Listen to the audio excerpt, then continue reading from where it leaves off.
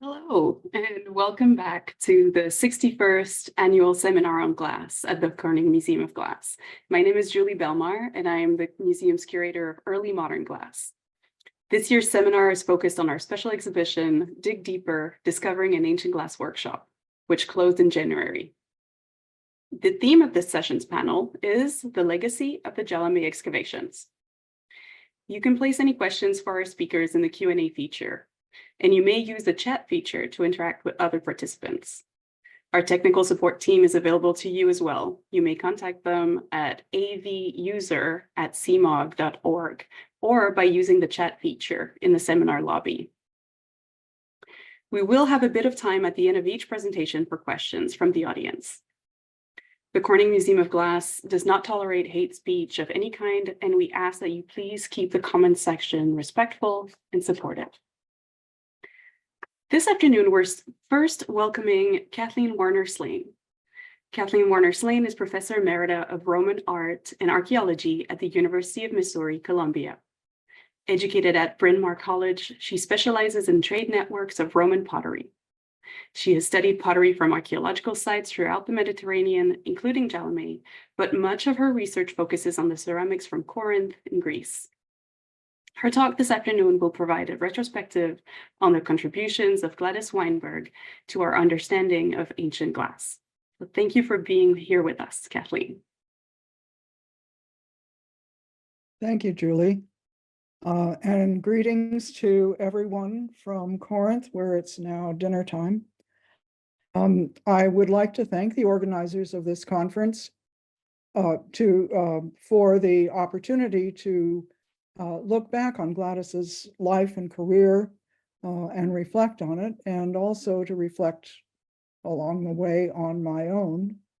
And I would particularly like to thank Kate Larson at the Corning Museum and Benton Kidd at the Museum of Art and Archaeology at the University of Missouri, who were very helpful to me when I was searching desperately for illustrations.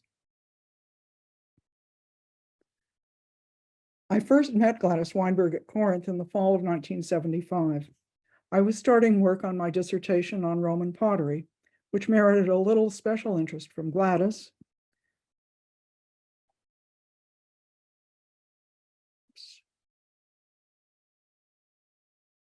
Next slide, please.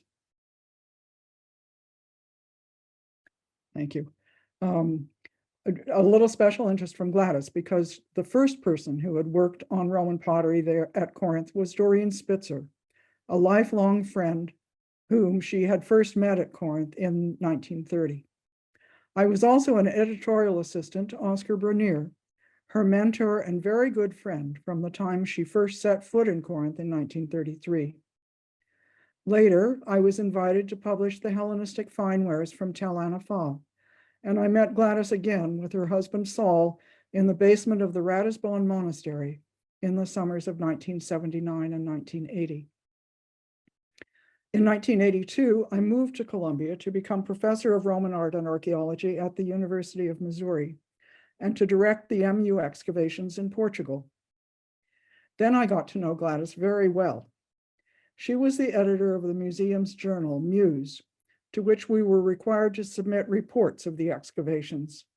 And the report I submitted merited comprehensive instruction in the art of writing for the general public. She and Saul were very hospitable to a single woman plunked down in the middle of a college town where everyone went home at 3:30 to mow their lawns and play with the kids. Later, I helped with the illustrations for the Jalame manuscripts and with the book on the glass in the National Museum at Athens. Next, please. I don't see. Thank you. I was asked to speak about Gladys's association with the Corning Museum, an association that led to a fruitful collaboration between the University of Missouri and Columbia and the Corning Museum of Glass. It embraces half a century after World War II. But Gladys's study of glass actually began earlier, when she spent 20 years studying the miscellaneous finds from Corinth. Miscellaneous finds, for those of you who are unacquainted with the term, are all the non-monumental bits and pieces, anything that is not architecture, sculpture, pottery, or coins. They were the subject of her dissertation between 1933 and 1935. But in those 2 years, the number of finds had tripled and the stratified contexts had multiplied. Next. And in 1937, the excavations revealed not one, but 2 medieval glassworking establishments in the area that had once been the Corinthian Forum. The second factory is to the northeast, near the top of the Lacaean Road. Although debris came from all around what has been identified as an inn, no furnace was ever found there. The factories were the subject of an article in the American Journal of Archaeology in 1940. Next, please. Excavation in 1937 and 1938 revealed a long row of rooms placed back to back with a courtyard that was part of a pottery production site. This was a glassmaking establishment, preserving the lowest level of the furnace and substantial dumps of debris and production waste. The shaded areas on the plan. Next, please. The 1940 report was illustrated by bits of cullet and tools from the workshop, as well as some of the vessels made there. I show you the most spectacular one here. And it was accompanied by a report on coloring agents and melting temperatures by Fred Matson. A further report in Corinth 12 in 1952 presented a detailed catalog focused on the typology and decoration of the glass. Next.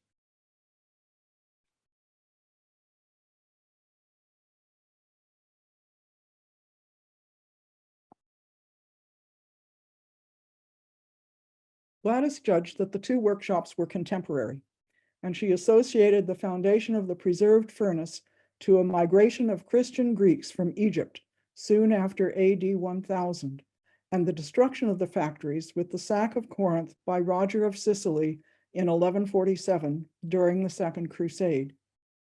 He is said to have transported the silk weavers of Corinth to Sicily, and Gladys suggested that Roger transported the glassmakers also, ending glass production in the Corinthian. Next. In 1957, publication of the medieval architecture corrected some of her assumptions.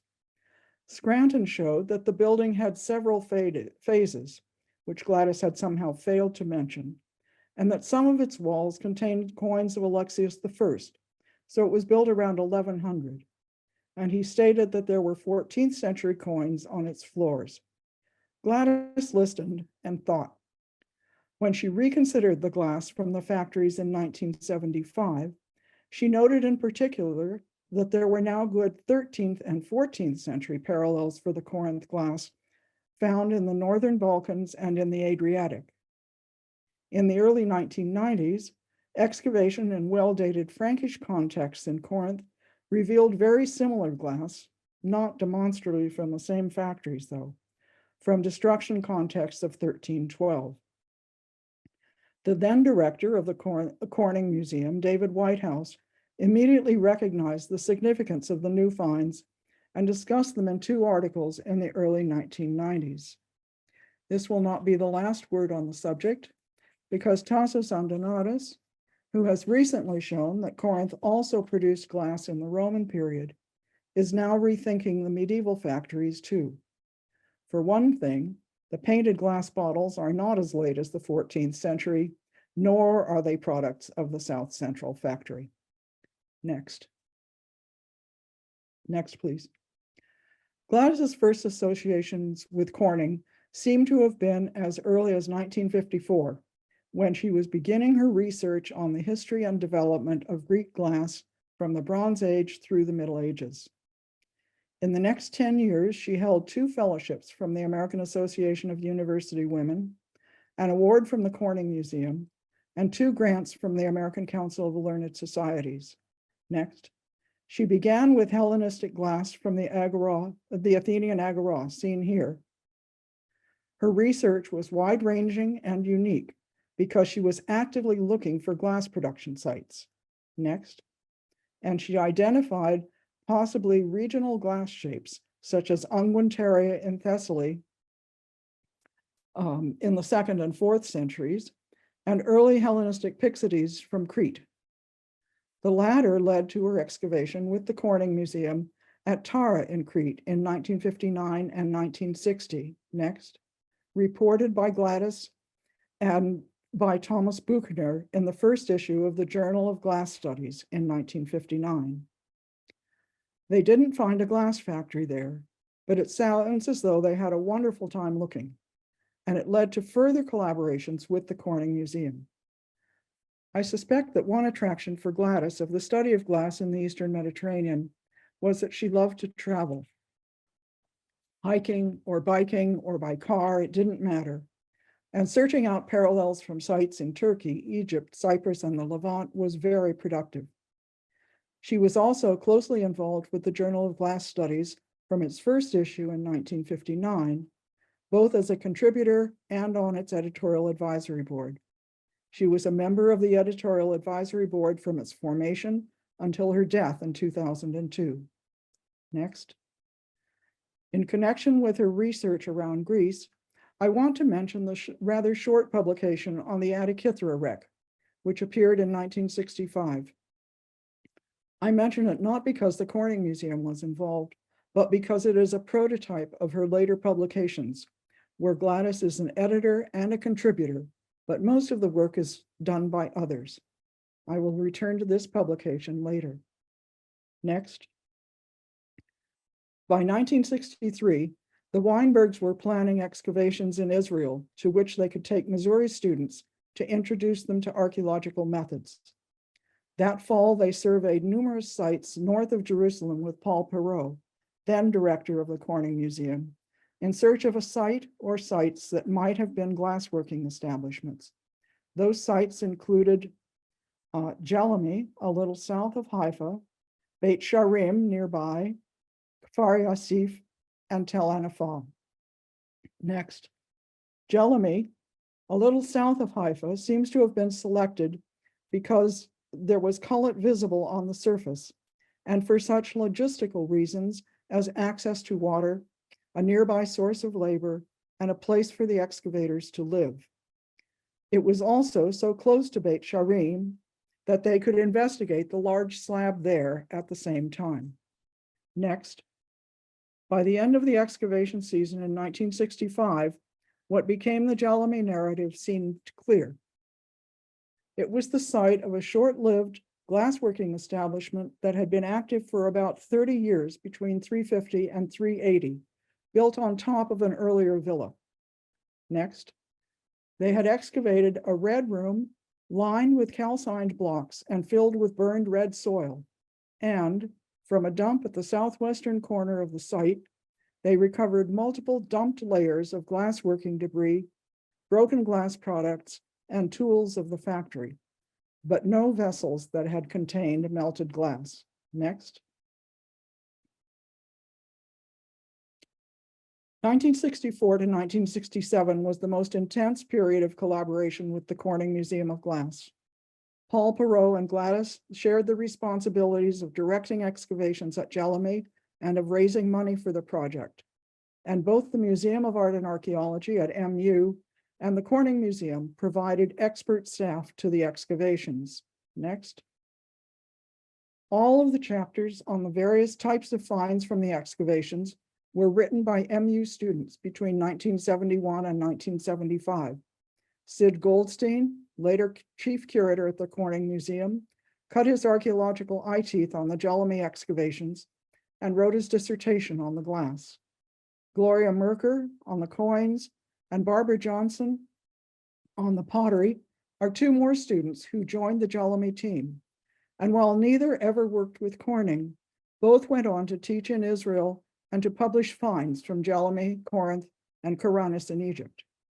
Fred Matson, who had performed the analyses of the Corinth glass in 1940, came in 1964 to record the stratigraphy in the Red Room.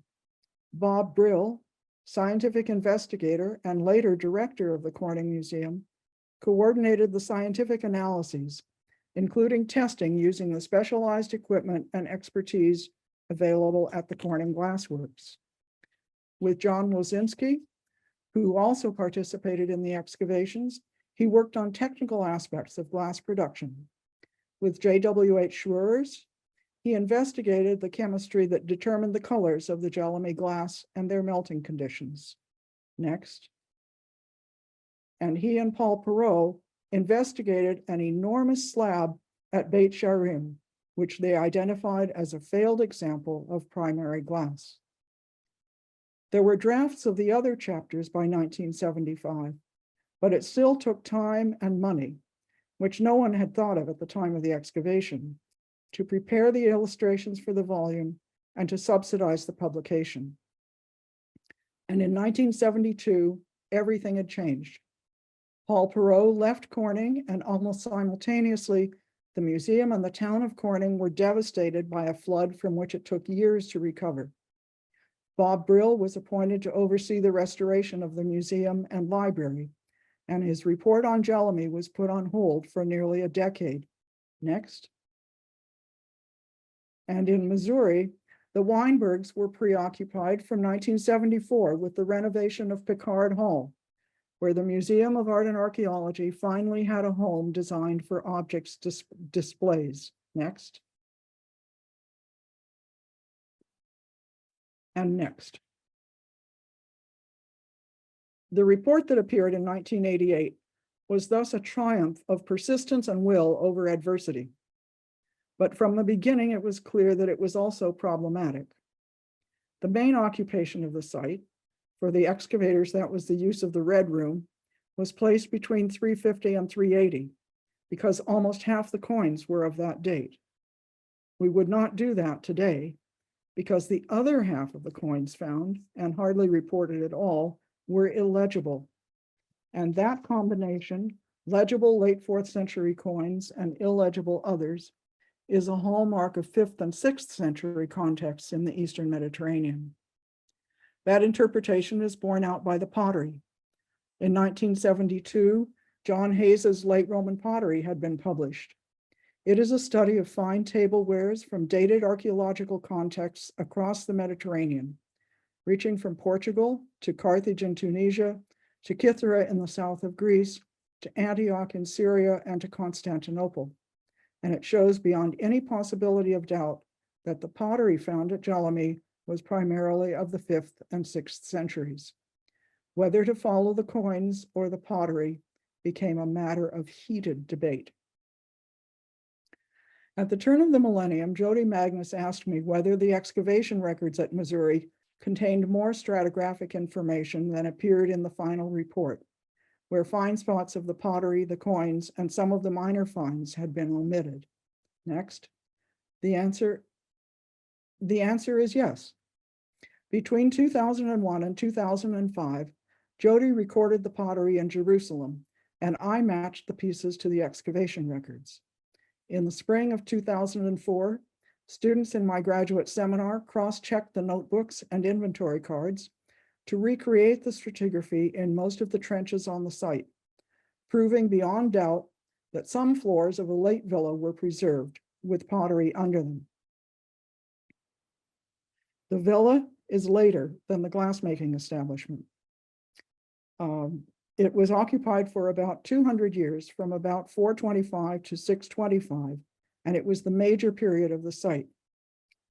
Because of the way the Red Room was excavated, it is not possible to determine, next slide, please. That's the villa in pink.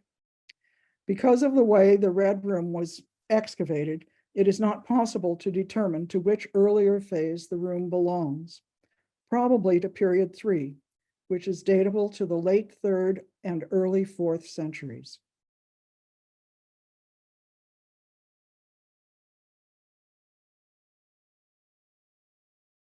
More recent work, and I refer to an article by several participants in this seminar that came out last October in the reports of the Journal of Archaeological Science, has confirmed the analyses of the glass from Jalame and refined them by adding trace element analyses and further investigating the material that was excavated in the Red Room. This has proven to show a range of materials against the walls of the room. As we heard earlier today, The conclusion now is that the Red Room was indeed a primary glassmaking site from which glass was exported to Northern Europe, as well as a secondary glass-forming enclave for the familiar forms of 4th century glass. Next, please. Gladys was also responsible for other fundamental publications. First, and to my mind foremost, is the edited volume of finds from the Antikythera shipwreck published in 1965.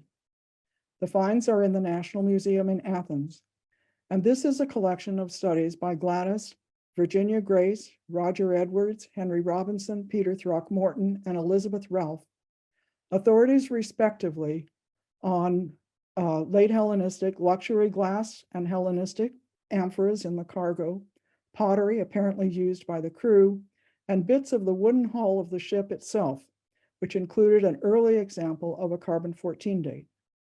It pinpointed the date of the wreck in the 2nd quarter of the 1st century BC, and it established the wreck, along with the sullen destruction of Athens, the 2 destructions of Delos, and eventually with the abandonment of Tel Anapha, as a cornerstone of late Hellenistic chronology.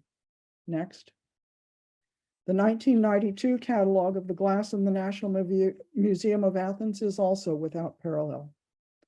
At the time of her stroke in 1995, Gladys was back at work on the glass from the Athenian Agora, which she had put aside in the late 1950s when she started collaborating on field projects with the Corning Museum.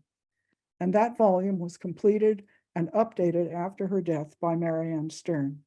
It appeared in 2009. Next. What I would like you to reflect on are the following. First, Gladys knew that archaeology was fun. And she also knew that when opportunity knocks, you seize it. I hope you have learned here that archaeological work is not confined to the seasons spent excavating on a site. The bulk of one's time is spent later in describing and analyzing the materials found and in preparing the publications. This period is likely to be prolonged if the investigation also includes any scientific testing of the material. Lastly, that we do a lot of going back and re-examining our conclusions even after the so-called final publication has appeared, because there are new or better techniques and because questions and attitudes about the past have changed. Gladys Weinberg was a pioneer in the study of glass technology based on archaeological evidence. She was also almost unique for the period in which she was working as a humanist scholar who created collaborative publications, especially for the Antikythera wreck and for the Jalame excavations. Here she was half a century ahead of her time. Thank you for your attention.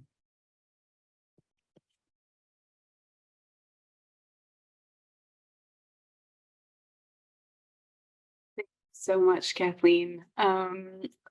I will remind everyone to please put their questions in the Q&A, please. And while we wait for those to trickle in, I'd like to ask you, Kathleen, about just how unique was Gladys working at this time in this region in the 1930s through the 60s? And then kind of as a second question, how would you characterize her legacy at the University of Missouri?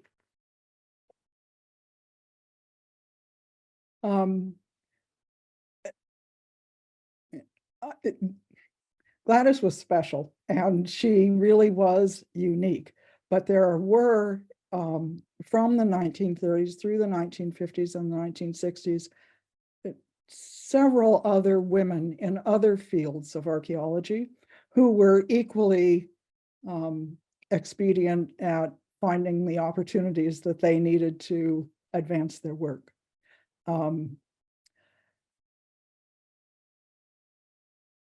At the University of Missouri, her legacy, I think, really is the Pickard Hall and its renovation for the use of the Museum of Art and Archaeology and the Department of Art History and Archaeology. Unfortunately, that building can no longer be used. It's been condemned because of radioactivity. And the museum will open up again in 2 months, maybe even in April, I'm not quite sure, in another location on campus.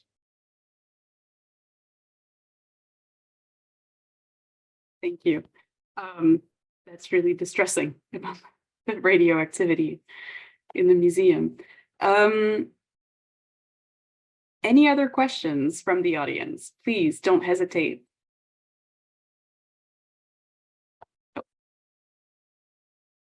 All right. We have a couple of questions for you. One, how unique were the other artifacts at the Antikythera shipwreck, considering the Antikythera device that was found there? I assume that you know what this refers to, Kathleen. Yes, I do. The Antikythera device is called the world's earliest computer. It's a series of bronze sheets and cogs and things, which has had various interpretations over time. No, the other things from the shipwreck, there really were the glass and the amphoras do seem to have been parts of the cargo. There is sculpture that was clearly being moved from presumably somewhere in Greece to Italy. That was not a part of Gladys's report. Some of the pottery does appear to have been used by the crew. But by and large, I think I would say that what is on the Antikythera wreck is basically luxury goods just, intended for Italy. Thank you. And then do you anticipate a lot more reconsidered conclusions based on modern analysis techniques? About Jalame or about archaeology in general? I'll leave it up to you to answer this.